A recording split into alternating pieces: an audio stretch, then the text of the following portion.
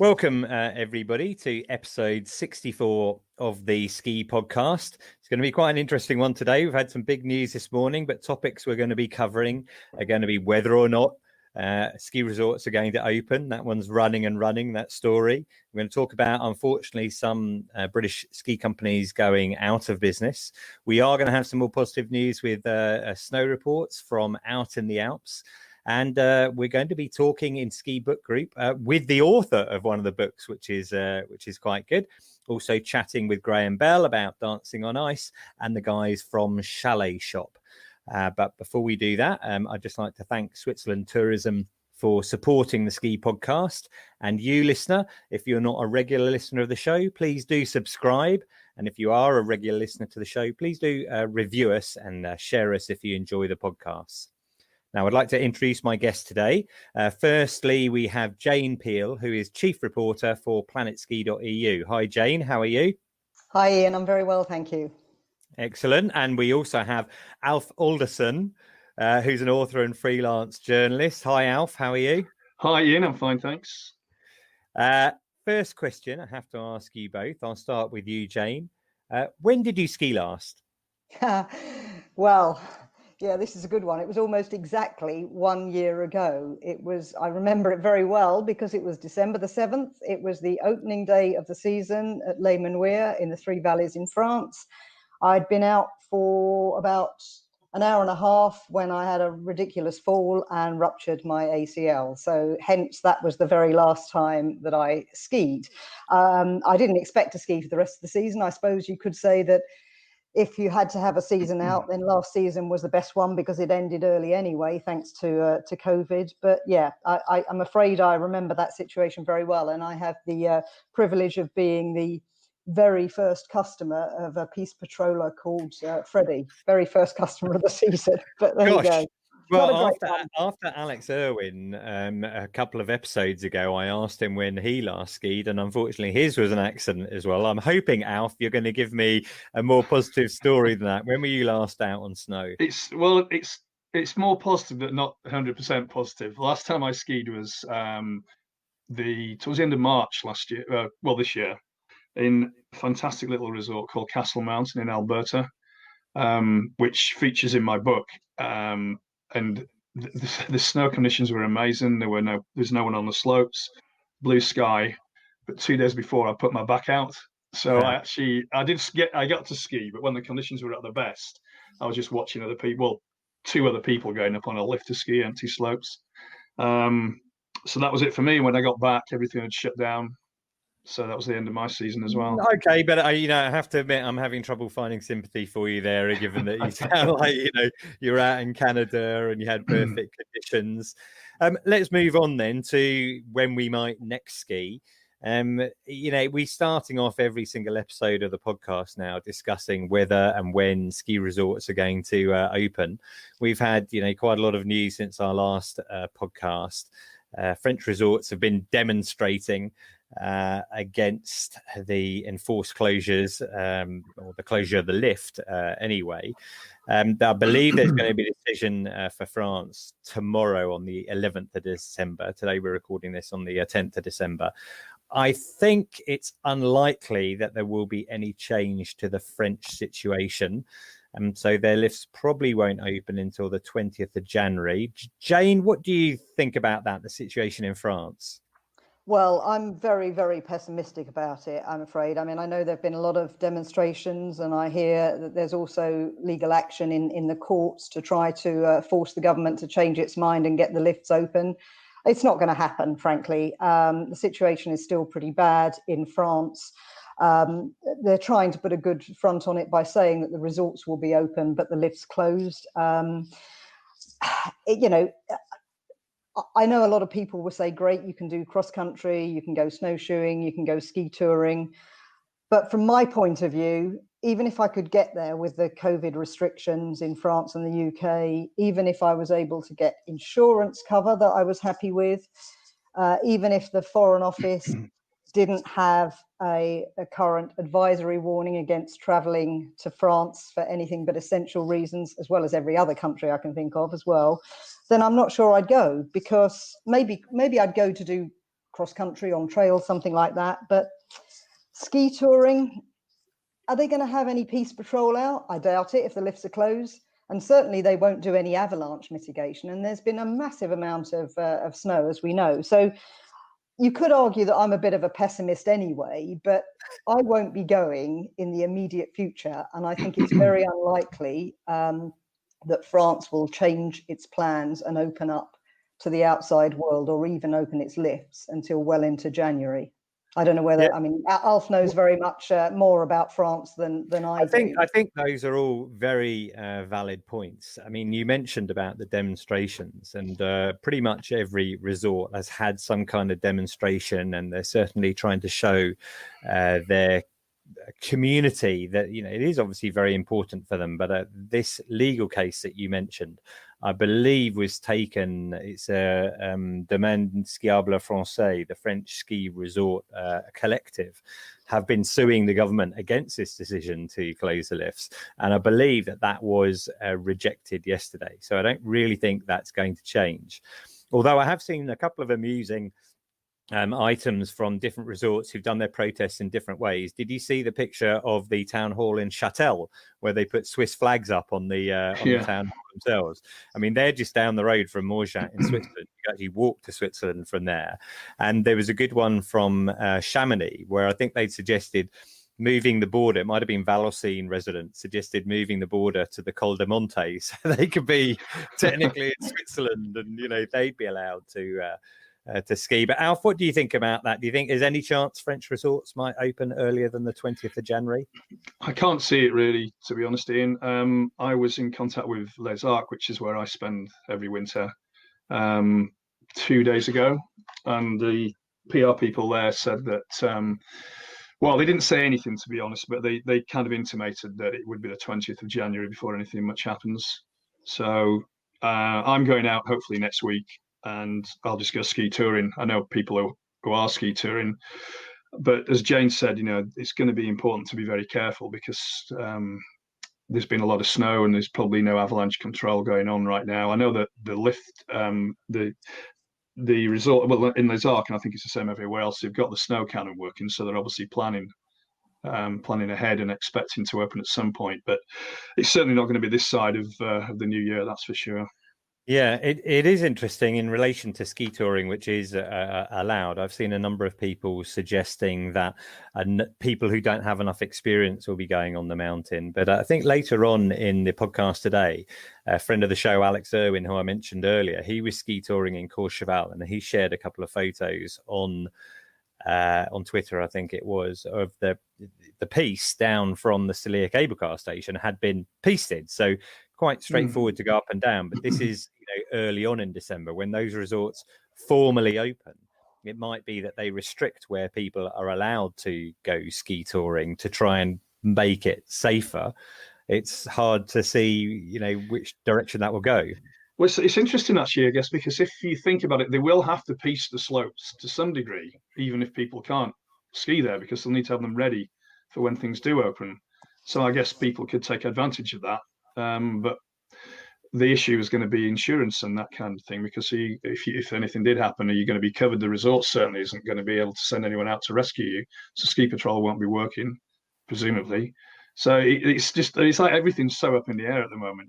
I think you almost have to just make your own plans and go with that. And if you listen to everybody else, you might do this, you might do that, but it's so hard to know what the best thing is to do. You've got to make your own decision, but ultimately, when I question all of the restrictions that are in place and all the potential safety risks, I think, you know, I would come down and have to say I'm not prepared personally to put myself through that, and you wonder how many people will.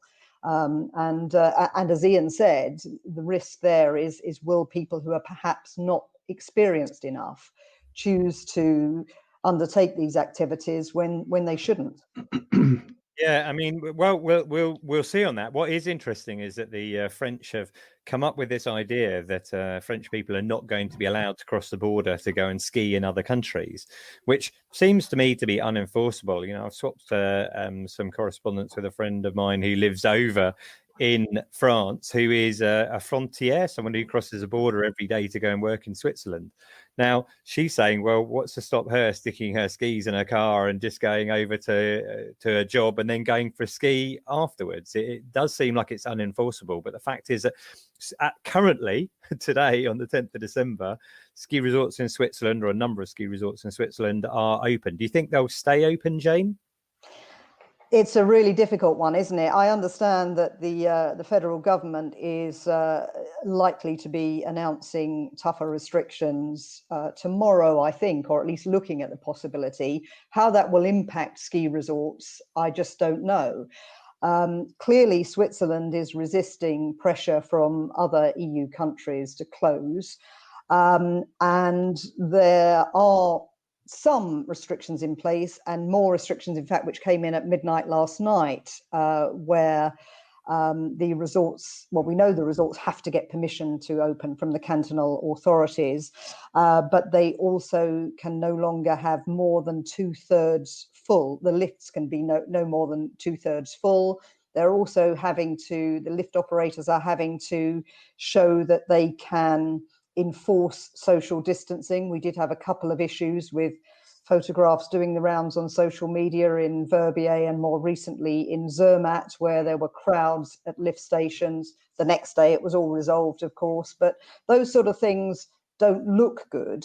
And there is pressure on the ski resorts to close, or at least enforce restrictions more closely. The issue, I think, will be whether the federal government itself, the new restrictions that it imposes, the effect that will have on the ski resorts. Will they, in effect, have to close, or will they be able to continue? At the moment, it's the least restrictive country. Yeah, and I think that announcement is tomorrow. So if they suddenly change things, you might, listener, you might find me dropping in an extra edited segment here. And that's exactly what has happened. Firstly, we found out that there was a threat that British people will not be able to travel to the EU after Brexit happens on the 1st of January because we'll be prevented under COVID measures. It's not clear yet whether or not that is just bluster, or whether or not even individual countries will enforce that. But that is a possibility, which might stuff up the idea of skiing. On a more positive note, also, while we were recording, it was revealed that it looks like French, Italian and Austrian resorts will all open on the 7th of January, assuming that the various COVID measures are met, targets in terms of the number of infections. So that is much more positive news. But those pictures of Verbier, excuse me, they definitely didn't look good. It did remind me, to a certain extent, I live in Brighton. Sometimes you see these photos of the beach in Brighton, and it looks like it's really busy because of the angle it's taken from, but actually all your social distancing is in place. But with that Verbier queue, that looked very, very bad, and I don't think whatever angle you would take it from would work. People are outside and they're wearing masks, but it's not good. I just find it strange that people in Switzerland who do ski, you would think that, bearing in mind the circumstances and whatever their views on social distancing and whatever, they would just make a bit of effort when they are able to ski to do the right thing. Because, unlike everybody else, at least they can get up onto the mountain. So crowding together like that, and I just don't really understand it when, it wouldn't take a lot of effort to just stay 2 meters apart. I think humans need a bit of direction.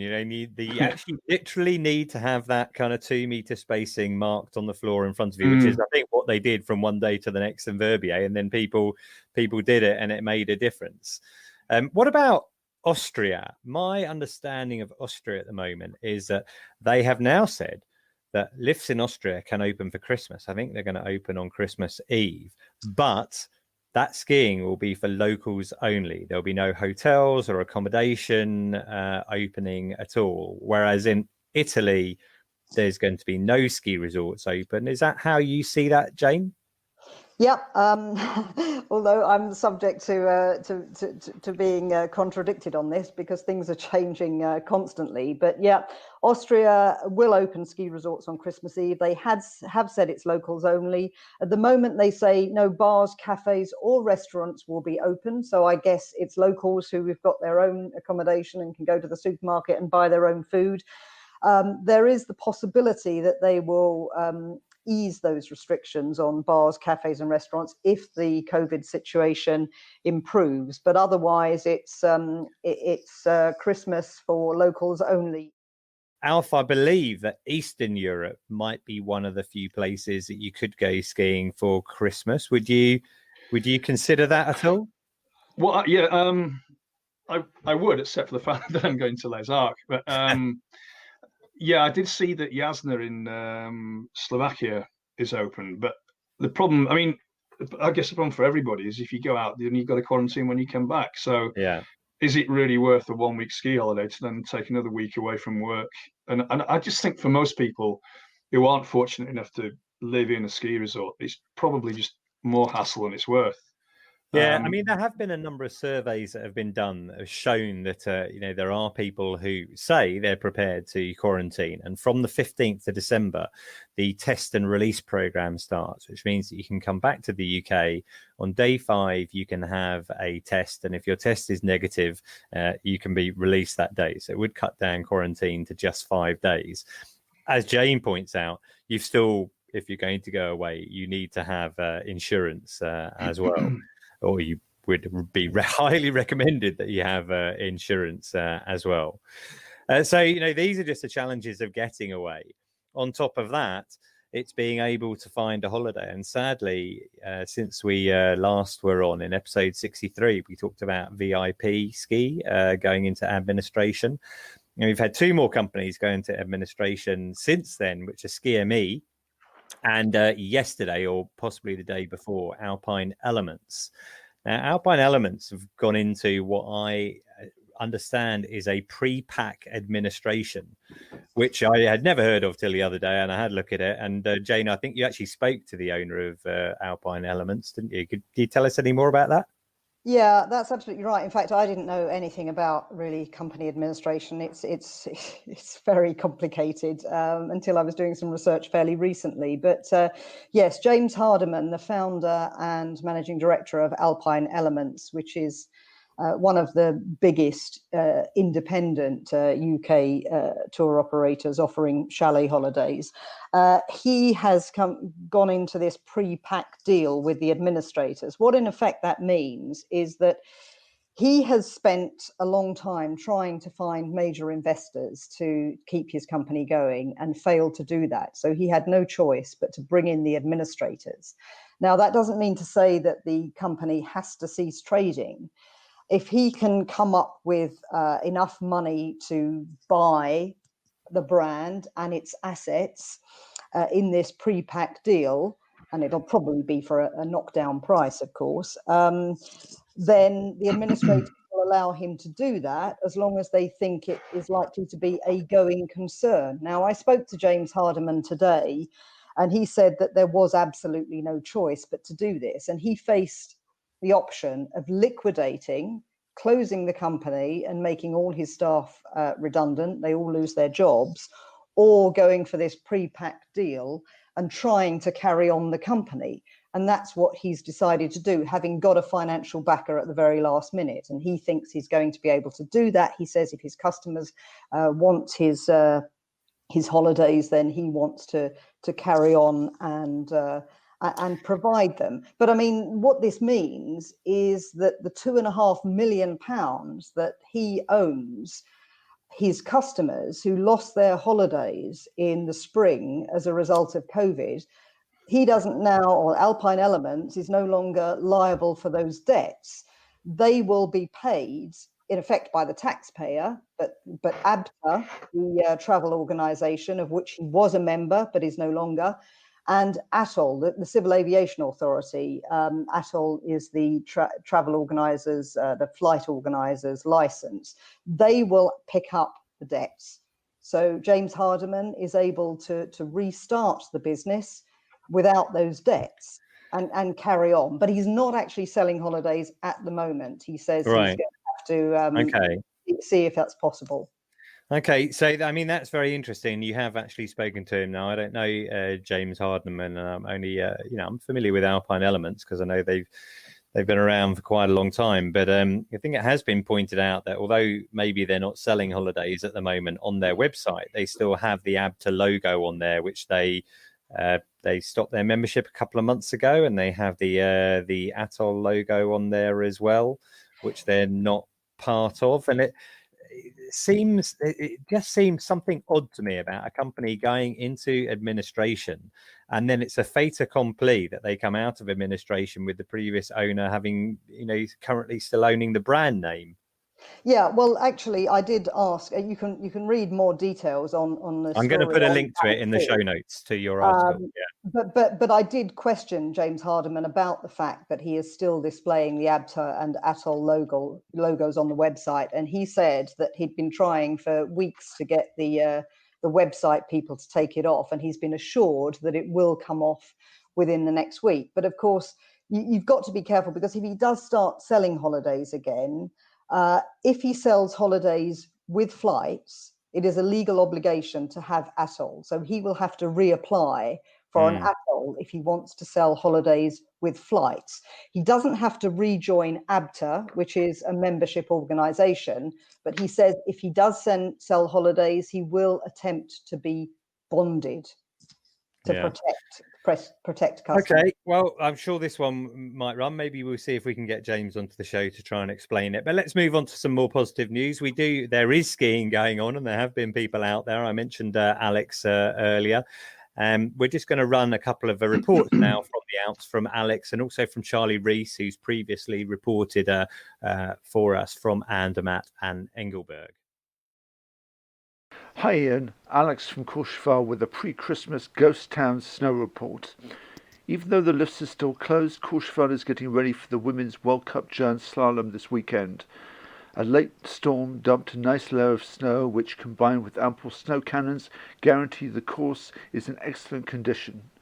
For the rest of us not wearing lycra race suits, certain pistes are open for ski touring, and as this is my first time on touring skis since my accident, everything went well, apart from my general fitness, that is. It really makes you appreciate the one ski back down the slope.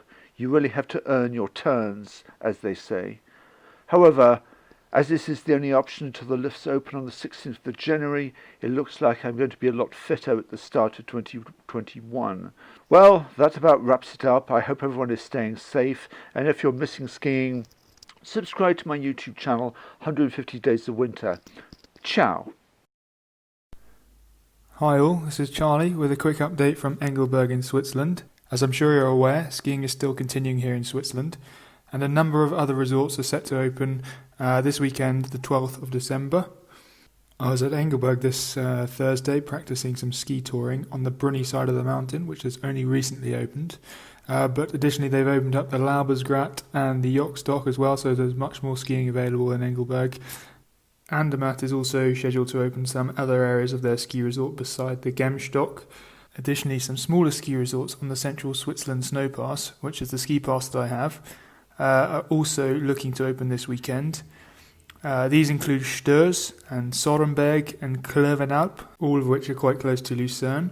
In terms of coronavirus, the Swiss government have updated their policy slightly, although they haven't updated it very much. Essentially all they've done is just clarify that ski resorts are allowed to open over Christmas, and they've also set limits in terms of the transportation capacity of these ski resorts to be no more than 2/3 of their capacity. However, they haven't explicitly limited the numbers on the mountains as such. So just going back to Engelberg this Thursday, it was fairly busy because it was the best weather day we've had in quite a while. It's been fairly foggy and snowy, as I'm sure you've seen on the webcams and through the news. However, as I mentioned, I decided to go and ski on the Brunny side of the mountain, which was very, very quiet, no queuing whatsoever, and very limited number of people using any of the lifts and skiing down at all. In fact, in the main cable car on the way up, they'd actually installed screens, dividing it into 6 sections, which I thought was quite a good idea. The skiing isn't really extensive on that side of the mountain, but it's perfect for what I wanted to do, which was just practicing my ski touring. So I toured up to the top a couple of times and then just enjoyed the lovely sunny conditions for the rest of the day. Bruni is actually on a south-facing slope, so you get lovely sunshine compared to the Titlis, which is north-facing and quite often in the shade. So it was very much like spring conditions, particularly in the afternoon with a bit of slush on the top, but very enjoyable. So whilst mentioning snow, it's worth just noting that Switzerland's currently at a level 3 avalanche risk for the majority of the country. Very sadly, at the beginning of this week, a skier was killed by an avalanche. They're part of a group of 5 skiers skiing not very far off the lift on the Titlis, just below the middle section of the Titlis Express gondola. 2 of the people caught in the avalanche were able to free themselves on their own, and were able to use their transceivers to locate the third 23-year-old who tragically died. It's not clear as to whether they were with a guide, but it's immensely sobering just to realise the power of the mountains. Even if you have all the right equipment, they're still a dangerous place, and you must take account of the avalanche danger and the snow conditions. But anyway, that's all for Engelberg for now, and yeah, hopefully the cards fall in the right direction and you're able to get some skiing in the not too distant future. I also wanted to thank Craig Glennie, who contacted us via Facebook. He's been out in Lake Louise, where he says all 10 lifts are open, 119 of 160 runs. They have COVID rules for mandatory face coverings, lift lines, and lifts only with your cohort group. But Charlie was out in Engelberg. Now, that gives us a good link through to Ultimate Skiing Adventures, subtitle of which is 100 Epic Experiences in the Snow. And the author is Alf Alderson, who happens to be sitting with us right now. Hi. Alf, tell us a little about this book. We've been lucky enough to speak to a couple of authors before. We had Mark Frary, who talked to us about Aiming High and the Life of Ern Low, and John Tregell, who told us about Sham. That was back in episode 20. What inspired you to put this book together, Alf? Well, actually, I was asked to do it. So it was my publisher. I actually written a couple of surfing books before. One of them along the same lines as 100 Epic Surf Experiences, and they said, "Do you fancy doing a ski one?" And I was thinking, well, yeah, why not? So that was it, really. I was asked to do it rather than thinking of the idea myself. And then basically about 18 months ago, just sat down one day and thought, right, where are the 100 best places to ski? Which is a long process. I mean, because there aren't really 100 best places to ski. As I say in the book, the best place to ski is the place you're skiing at the moment. But yeah, I just sat down with friends and picked out places all around the world that we thought would be appropriate. Must have been great fun kind of putting it together, but also quite difficult deciding what you were going to exclude out of the list, because obviously on the right day, any ski resort could be a brilliant place to be. Yeah, and of course, as an individual, you've got your personal favourites which have to go in, but that could be at the expense of everybody else's personal favourites. I mean, I think I mentioned in the book that I haven't got Whistler in there for a start, which I know a lot of people would just wonder why on earth isn't Whistler amongst the 100 best. But I mean, it's always going to be subjective, isn't it? This kind of thing, and one of the things I wanted to do as well was, I mentioned Castle Mountain earlier on. I wanted to get quite a few small, not well-known ski hills in there, because often they can provide as good, if not better, skiing than the big, well-known resorts. So there was a certain bias towards, I wouldn't say a bias, but there's definitely a number of small hills in there that perhaps people won't have heard of. But I can only recommend them to check them out if they get a chance. Yeah, well, I've got the book with me here, and just looking through. Quite interesting. So there's no Whistler, but you found room for Nevis Range in Scotland. Well, we had to have one from the UK in there, didn't we? And as I say, as it says in there, on its day, it can be as good as anywhere. So, well, hopefully I might get to try it this winter. Jane, do you have a favourite ski resort at all? Yeah, that's a difficult one. First of all, I haven't seen Alf's book yet, but I'm very much looking forward to it. Maybe it'll be a Christmas present. I would say that probably 5 years ago, I would have said Teen. for a number of reasons. It was very much my home from home. I spent 5 weeks there a few years ago, met lots of people, love skiing with them. It's vast, it's high, there's loads of off-piste.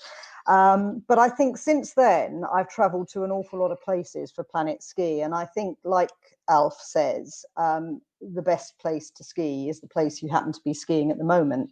I would say there are some small resorts that I like very much. I also love virtually anywhere in the Dolomites for its sheer beauty.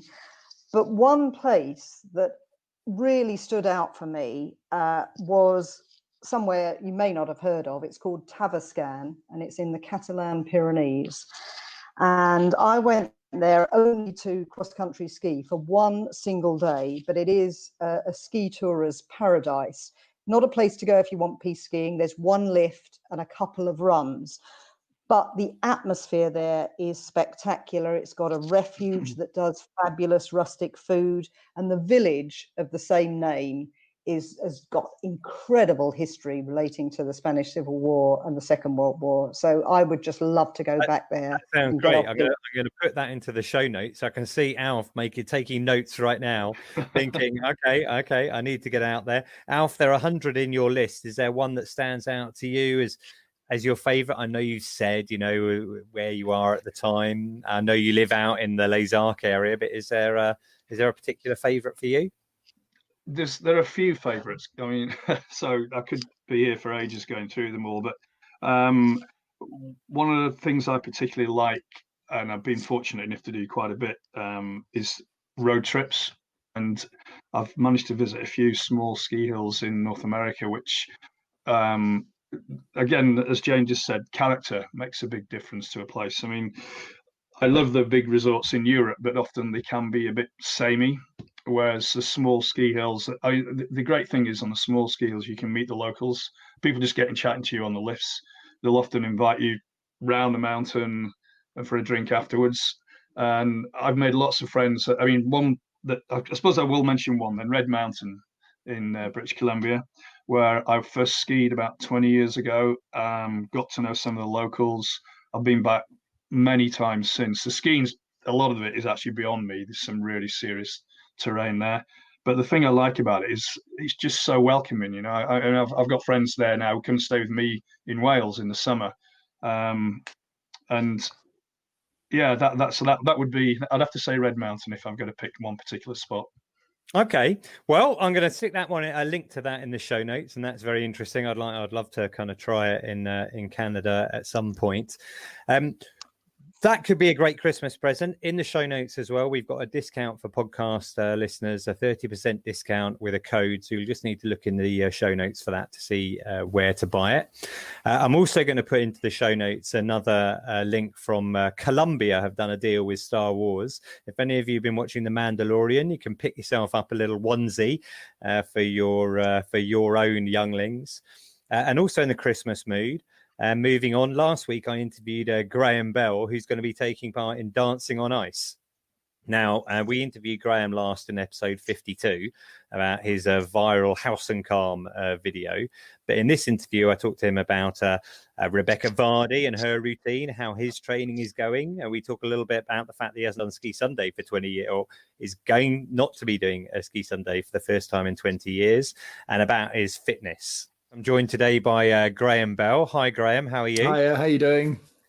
I'm very well, thank you. Graham's been on the show several times before, and most recently when we talked about his brilliant viral video that he did in Lockdown 1.0. Yeah. But this time around, Graham, you are taking part in Dancing on Ice 2021, a completely different challenge. I know you've taken on some big things before. What prompted you to make the decision to get onto frozen ice? Well, it was basically an offer that came along, and the timing of it with the ski season looking so much up in the air, and Dancing on Ice putting a solid offer on the table, and it was like, I've got to take it, because right. I've been all the way through lockdown and not worked, and been for 6 months without actually working at all. Supposed to go to Tokyo for the Summer Olympics. That didn't happen. Yeah. And, when you've got a solid offer, in these kind of times, you can't really say no. But then again, I know that you're a very competitive person.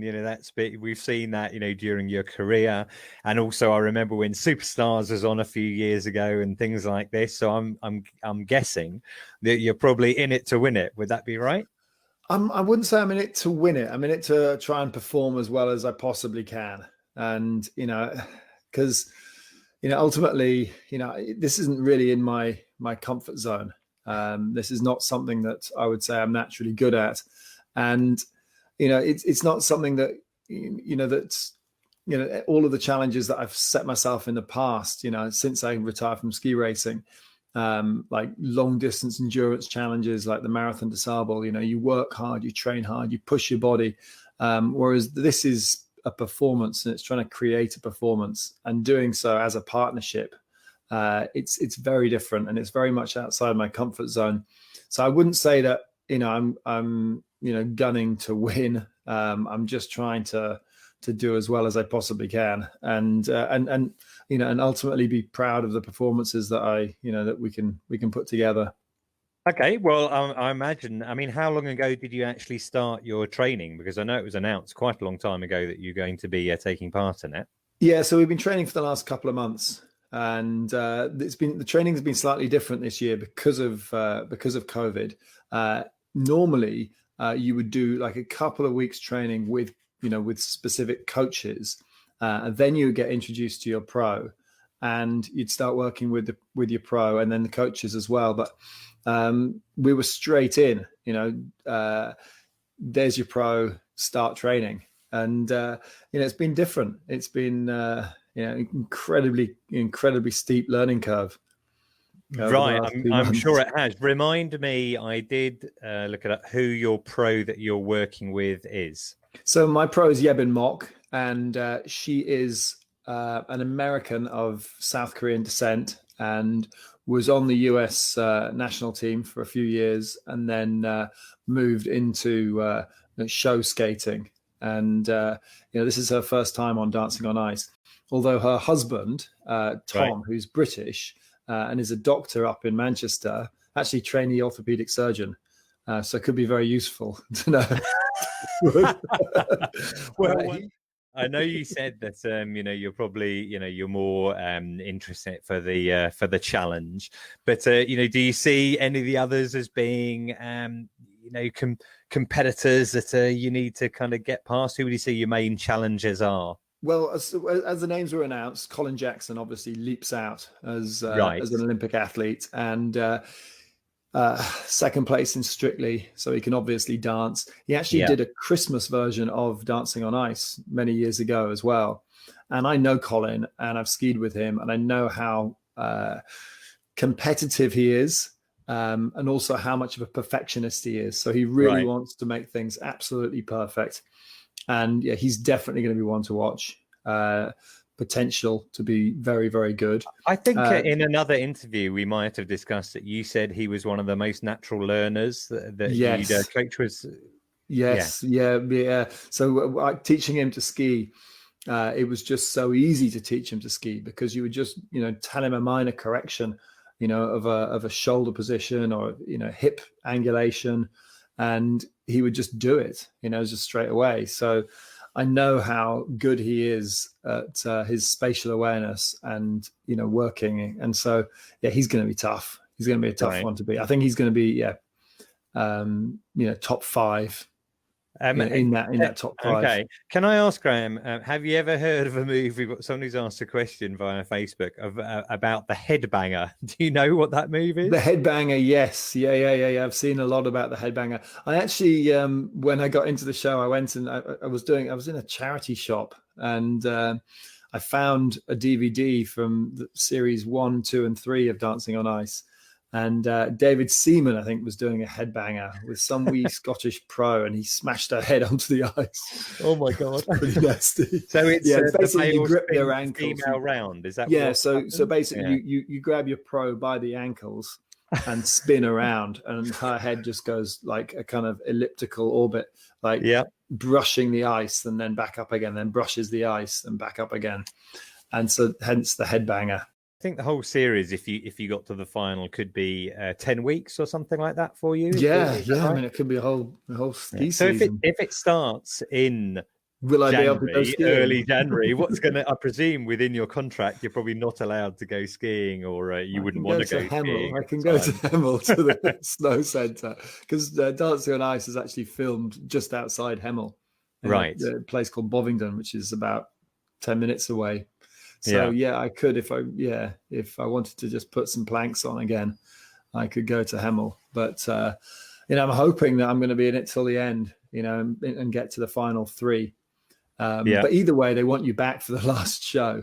So of course they do. Yeah. So I mean, if I go out early, then I'm going out to the Alps and I go skiing, and then I'll come back and come back for the final show. And obviously, you're not doing Ski Sunday this year. With everything that's going on with the World Cup, it's unclear exactly what's happening there. But presumably, this is the first year. I'm thinking the first winter that you haven't worked on Ski Sunday for a long time. Yeah, since 2000.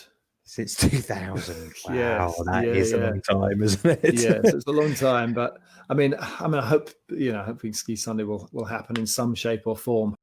Yeah, well, events like Dancing on Ice and I guess Strictly are kind of, great things to watch in a time of, let's say, difficulty, to give us, sort of warm feeling and to entertain. I see another comment on Facebook. Someone said that your Instagram is very good. He says either you're very good at editing or you're actually quite good. Yeah, no, I'm going to start sticking. I've got some more Instagram reels that are lined up and ready to go. I've been playing around with some costumes and some various music. Right. So once we get onto our Christmas break, I'll start putting them out on Insta as well. Generally, you're very fit. I know you do lots of running and everything else, a lot of cycling. Is it a different sort of fitness, ice skating? Yeah, well, you know what? I've been doing a lot of upper body work because I've got a slightly dodgy right shoulder. And there's a lot of overhead lifting. So I've been doing a lot of like hanging, just hanging for a minute. So just to try and stretch, and doing what you call straight arm pull-ups. I don't know if you've ever done straight arm pull-ups, but you're just trying to basically get your shoulder blades to pull down against your rib cage. So you hang and then you go in as if you're going to do a pull-up, but you don't do a pull-up. Okay. And I seem to remember we went on a press trip together to Val Thorens one year, and you were kind of doing pull-ups on the door of the apartment or something like that. Yeah. Looking for one of you. Sounds a bit familiar to that. A bit so that's all about the posture as well. So that's to improve the posture, because my posture is bad from skiing and cycling. Shoulders hunched forward. So the first couple of weeks I was skating with a TheraBand held behind like this. Okay. So, pulling my arms and trying to get my chest up and trying to stand tall, elongate the neck, shoulders down, shoulder blades pulled back down towards your rib cage. That's all about good posture. So the things that I was doing to improve that were the hanging, but also headstands, and so handstands rather than headstands. So just trying to work on my handstands, and because that's obviously going to help with overhead lifts. So you're very on message there, because I saw David Beckham has been incorporating this into his fitness routine now. He's very into doing handstands. I'm guessing that Yebin probably isn't particularly heavy as far as 50 kilos. 50 kilos and incredible core strength as well. So when I lift her, you can feel that there's no wobbles. She's just like she can move around, and you can hold her, and basically you lift her up and she'll keep her body absolutely level and flat, which makes it actually quite easy to do those lifts. And she can jump as well. She's got good explosive strength. So a lot of the time when you're doing a big lift like that, it's all about the timing. So if you get your legs, both of your legs, all four legs firing together. So if you time a push with her jump, then she'll basically just sail up there. And then all you got to do is straighten your arms out, and, holding 50 kilos above your head is actually not that difficult once it's there. It sounds easy enough, apart from the fact that you've got ice skates on and you're Yeah, sliding see, around the yeah, place, that's etc. the other thing, and That's having the skill, right? Well, yeah, it's very interesting talking to you about it, Graham, and I look forward to seeing it. And it's going to start in early January, I believe. Is that yeah, right? 17th of Jan. 17th of January. Yeah. Okay. Yeah. So 17th of January, and if all goes well, it'll run for 10 weeks. Well, it'll run for and, 10 weeks. Whether I'll be no, in it for 10 weeks. you'll be in it for 10 matter. weeks, and we'll see you in the final towards the end, and then you can get just sneak in an end of season ski trip. Alf, dare I ask you, have you ever watched Dancing on Ice? I haven't. So everything you were saying then meant nothing to me at all. Yeah, Jane, what about yourself? Dancing on Ice? It's not something that I set my alarm to watch. I have seen it once or twice, but I'm afraid I'm very much a Strictly Come Dancing girl. Okay, well, we wish Graham all the best with that. Hopefully it'll work out starting in January time. He is going to be spending some time with celebrities, and that links on really nicely to Richard Branson, who we know is a very keen skier. He, in fact, has a property out in Verbier. And I spoke to the founders of Chalet Shop, who actually first kitted out his lodge in Verbier, and about the business that they do now. We work with our ski chalet owners to kit out their chalets from top to bottom. So we provide bespoke made packages of furniture, all the fixtures, fittings, everything like that, and work alongside with them to basically create their dream chalet or apartment, depending on the size of their property. So, and as I said, we're based in the UK. We'll work to, once we've decided everything and created the look that they're going for, we will then order everything to our warehouse in the UK, collate everything together and ship it out all in one go. So completely take the hassle out of receiving tons of deliveries and the rest of it, as you can imagine, to try and. Okay. Now that sounds like a great idea. I'd love to have a chalet in the Alps. Personally, we actually have a 1-bedroom apartment in Chamonix. Is it a service that extends to kind of all levels? If someone had an apartment they were looking to equip as well. Yeah, we work with all sorts of sizes and budgets, and it can vary from off-plan apartments. A lot of people are buying off-plan at the moment. But it can vary from that to, a large sort of farmhouse chalet that's been handed down generation to generation. So you obviously have the experience. I'm interested, and I kind of know a little bit about the background, but I'm interested in how you got that experience, because Hannah, I believe would it be right to say that one of your first clients or your first experience of kitting out a chalet was Richard Branson? Yeah, that is correct. Yeah, I was lucky enough to live out in Verbier for 8 years. It seems like a little while ago now, but yeah, we set up the lodge in Verbier for Richard Branson and Virgin, and had a great time doing it. But it was a big renovation project, so there's a big team of us looking after it. But myself and my husband at the time managed that project, and yeah, it was fantastic, a great experience. But on the back of that was really how Chalet Shop was born, because during that process we came across various limitations, frustrations of getting hold of all of the kit that you need to kit out. I mean, obviously that's a very large scale 10-bedroom hotel lodge. So, and we work with clients who've got 1, 2, 3, 4-bedroom apartments up to the big chalets as well. So, but still, there's still a lot that goes into kitting these out. So. And that property that you're talking about, the lodge in Verbier, that's a boutique hotel, is that right? Yeah, I'd say it was. We set it up for groups of clients, friends to come out and enjoy as a whole. So it slept 24, I think. Okay. So we had 9 ensuite bedrooms and then a kitchen. Right. And is that somewhere that Richard Branson bases himself when he goes skiing? Yeah, absolutely. So they were actually our first guests out. So that was a bit of a baptism by fire.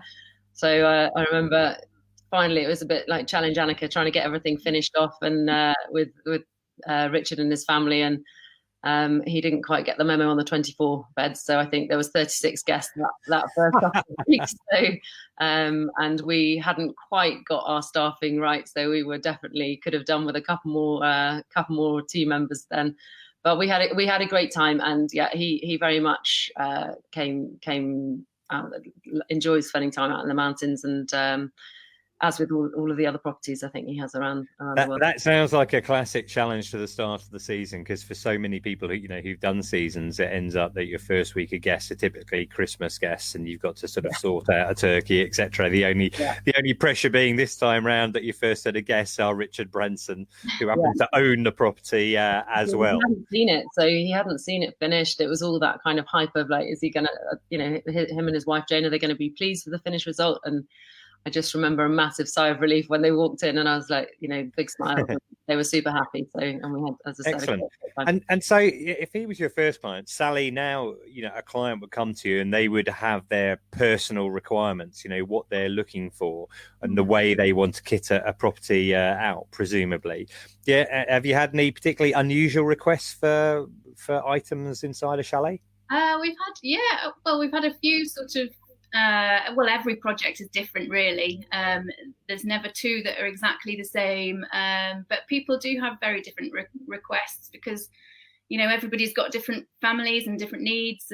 We had one family that the whole family was vegan, so nothing in the chalet could have anything to do with any animal products at all. So, for example, any sheepskin decor was out, which is, quite popular in most chalets. Any antler lights or leather seats or anything like that was out, so we just had to find, which was a different one. I could see how that one would be a particular challenge, because I've been in many chalets in the Alps where there are literally dead animals on the walls.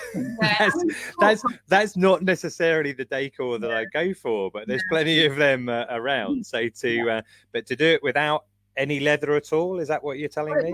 Just that. It was no leather, but it was nothing that even looked like it. They didn't want anything, no faux fur or anything, which is usually the run of the mill. A lot of people want that sort of soft coziness, but they just didn't want any of that. But they still wanted the cozy look, so we had to just be a bit more creative with that. But that's that kind of thing's what makes it interesting, really. You did say to me, I have to kind of set this up, but you said I should ask you about the surprise chalet. What does that mean? This is a story that we're all probably slightly jealous of, aren't we, Sally? But we've got a client that we're working with at the moment slipped into conversation the other day that his wife didn't know about the chalet that he's purchased and that he is kitting out, and it's a surprise gift for her. So I think we'd all like that for Christmas, wouldn't we? Absolutely. It was supposed to be a Christmas present, but because of the pandemic, obviously it's got delayed, like a lot of our other projects. But so she's still coming in the summertime, which will be amazing. I'm not sure Santa will get that down the chimney. So I'm guessing over the years then. So you've been. In terms of, since you first started working on the Verbier Chalet for Richard Branson, I think that was maybe 8 years ago or something like that. And you talk about the difficulties, you're running lorries out from the UK over to the Alps. Any particular challenges you've come across, in your experiences there? Well, yeah, we certainly started off on a tricky foot, I should say. Sally and I can remember both very excited about our first big order that was going out, and it was actually for an old friend chef of mine who was setting up a new restaurant. So it was a big crockery order. It was all loaded on the lorry, ready to go, and we had an email saying without prejudice. And Sally and I were like, "What's happened?" And the lorry had turned over on the M25. All of the crockery smashed. Oh my God!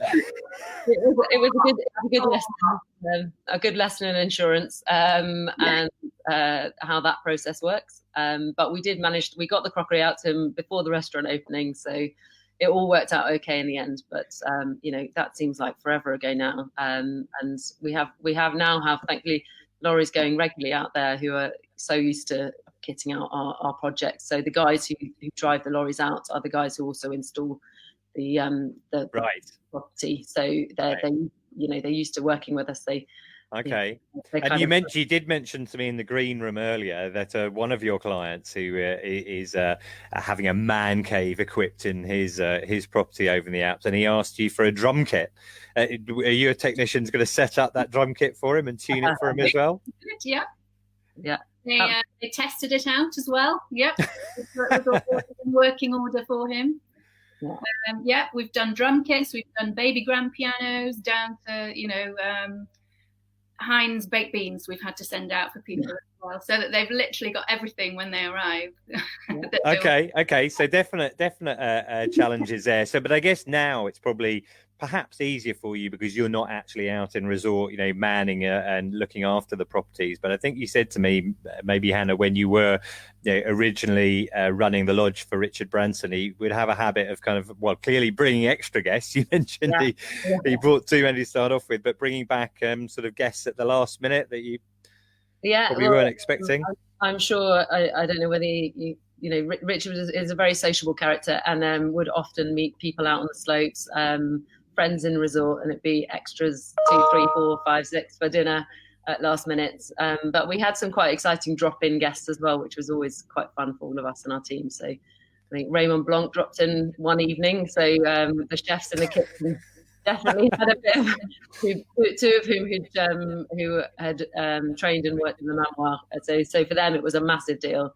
But actually such a lovely evening, and he was a very nice guy, and we had some really fun stories. But I can remember in the quite early days, Peter Gabriel popped in, and they wanted to have an evening down in the kind of party room, and we didn't have a piano down there, so we quickly whizzed down the mountain, and the best we could find was this Casio keyboard, and I'll just forget him just really going for it, playing Sledgehammer on this Casio keyboard that we bought. But it was just an amazing experience. So yeah, we had all sorts of totally inspiring guests who came out there. So it was cool. I like that. I've seen Peter Gabriel out in Mirabel before, back in the day when I was working out there, and when I worked in Zermatt. I went to go and visit some of my guests in a chalet one time, and Jules Holland was just playing the piano impromptu in the lounge there. But those are all great stories. So that's been really interesting having a chat with both of you. So essentially, if people have a property in the Alps, if they're getting a new property and they're interested in equipping it and having it completely shipped from the UK with bespoke packages and accessories, etc., then they should be contacting you at Chalet Shop, which is chalet-shop.com. So if you happen to be buying a chalet in the Alps, that could be for you. But moving on to a different type of kit, let's talk a little bit about ski hire. I'd like to thank Intersport Ski Hire for their support for the podcast. You'll already know that if you do book your ski hire now and you have to cancel it later on, you're guaranteed a refund. And podcast listeners can save an extra 10% on everything using the discount code WINTER2020.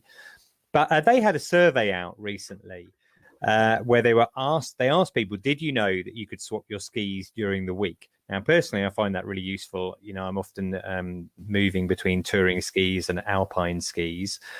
Alf, you live in the mountains. I imagine you probably own your own kit, but do you ever hire? And did you know within sport, is it useful to be able to change your kit during the week? Actually, I did a trip about 2 years ago to the neighbouring resort of La Plagne, and we did exactly that. We changed our skis nearly every day through Intersport, which is great because you could do a bit of piste skiing, do a bit of off-piste, some ski touring. It's a really good deal. Cool. And what about yourself, Jane? Do you, if you're in a resort, have you done that before? Have you swapped your skis around during the course of the week? Yeah, sometimes I've had 2 sets of skis on the same day. I can't remember the last time I actually took my own skis. They're way out of date. Intersport's been absolutely fantastic. It means that you can get your skis out according to the conditions of what you want to do on that day. So I always consider myself as needing assistance from my skis. If there's a whole load of powder, I do not want to have stiff piste skis on me. I want nice, fat, lovely off-piste skis. So I'll do that. If I want to blast around on the piste, I may go and want my favorite piste skis, the Atomic Redsters, although I'm not sure I'll be skiing with those now with a dodgy knee. But I even actually hired some rather playful park skis, and I'm not a park rat at all, but I love them. So yeah, I think it's a fantastic thing to do, and frankly, I wouldn't take my own skis anywhere unless I was going for a long trip and maybe driving. Yeah, well, that's me. I mean, I don't actually have my own skis anymore, just because normally I find it easier to not shift them around and to hire, and then you can be flexible during the course of it as well. Great. Okay. Well, listener, if you could give us a review on iTunes or Apple Podcasts, that would be great, because it helps people to find us. In our next episode coming up towards the end of December, we'll see if anyone's managed to get out to the Alps, and if there is any skiing anywhere, we'll have a few snow reports in. I'm still working on that Ed Lee interview, so maybe that will happen. But for the moment, I'd like to thank my guests for today, which is Alf Alderson and Jane Peel. Also to thank Switzerland Tourism and Intersport, and of course yourself, listener.